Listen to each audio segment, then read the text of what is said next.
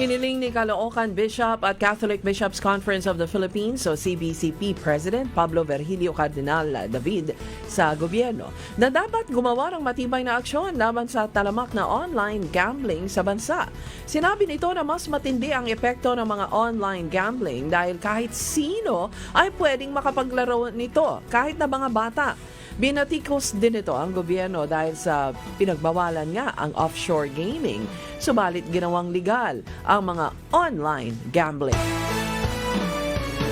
Aalisin ni Senator Panfilo Lacson ang konsepto na galing sa politiko ang ipinamimigay na ayuda sa mga mamamayan sa ginagamit bilang pambili ng boto tuwing eleksyon.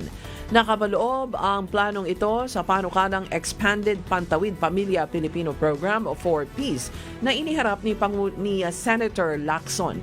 Sinabi ni Lacson na kanyang inihain ang isang panukalang batas upang gawing magkakatugma ang lahat ng social protection programs ng pamahalaan at parusahan ang politikong modern day buwaya na nagsasamantala sa programa.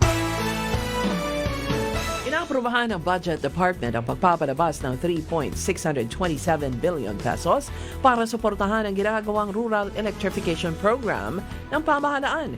Ito'y alinsunod sa layunin ni Pangulong Marcos na makamit ang total electrification sa 2028.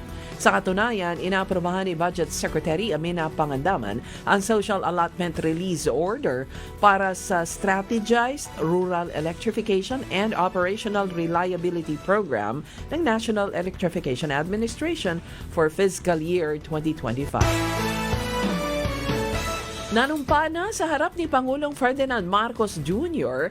si Maria Teresa Tez Lazaro bilang bagong kalihim ng Department of Foreign Affairs. Bukod dito, pinagkalooban ni Pangulong Marcos si Lazaro ng Order of Sikatuna Grand Cross o DATU dahil sa kanyang strategic role sa pagsusulong ng interes ng Pilipinas sa critical foreign policies.